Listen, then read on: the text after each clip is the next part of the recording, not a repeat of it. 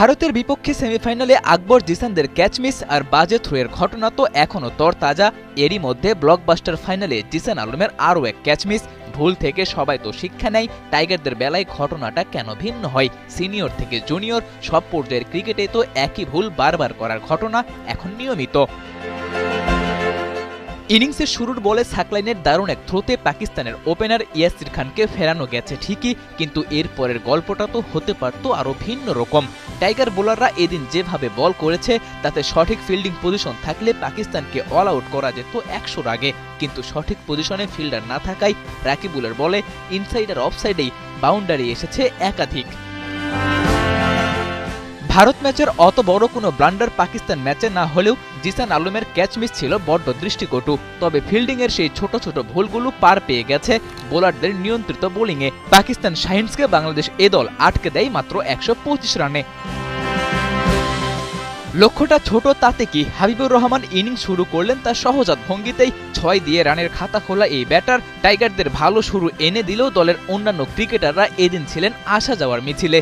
যেখানে আলাদা করে বলতে হয় সেই জিসান আলমের কথা। টুর্নামেন্টে সবচেয়ে বেশি রান আসার কথা যার ব্যাট থেকে, সেই তিনিই কিনা ব্যাটিং বোলিং ফিল্ডিং সব বিভাগেই করেছেন হতাশ। তবে ওই যে কথাই আছে না, শেষ ভালো যার সব ভালো তার। টুর্নামেন্টের শুরু থেকেই বল হাতে দাপট দেখানো দুই পেসার সাকলাইন আর রিপন মন্ডল ফাইনালে জ্বলে উঠলেন ব্যাট হাতে। হারতে থাকা ম্যাচকে ওরা দুজন নিয়ে যায় সুপার ওভারে, কিন্তু সেখানেও সেই জিসানের ফ্লপে মাত্র ৬ রান সংগ্রহ করে বাংলাদেশ। ৭ রানের টার্গেটে ব্যাট করতে নামা পাকিস্তানকে এবার আর বল হাতে আটকাতে পারেনি রিপন মন্ডল। খুব কাছে গিয়েও তাই আর শিরোপাটা ছোঁয়া হলো না বাংলাদেশের। ডাকআউটের প্লেয়াররা জার্সি দিয়ে মুখ ঢাকছেন, ঢাকবেনই বা না কেন? এমন জেতা ম্যাচ কেউ হাতছাড়া করে? সুপার ওভারে বাংলাদেশের হয়ে প্রথমে ব্যাট করতে নেমেছিলেন সাকলাইনার হাবিবুর রহমান সোহান। টুর্নামেন্ট জুড়েই দারুণ ব্যাট করতে থাকা সোহান দানিয়েলের সুপার ওভারের প্রথম বলে নিলেন সিঙ্গেল। টেইলে নামা সাকলাইন এক্সপোজ হলেন বটে, তবে এই ম্যাচ সুপার ওভার পর্যন্ত আনার পেছনে তো তার ভূমিকা ছিল যথেষ্ট।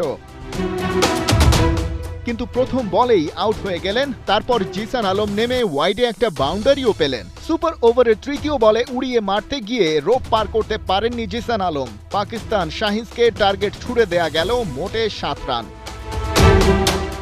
কাজটা অবশ্য সহজেই করতে পেরেছে পাকিস্তানিরা। রিপন মন্ডলের করা প্রথম ২ বলে ২ রান আর তৃতীয় বলে বাউন্ডারি আদায় করে নেন সাদ মাসুদ।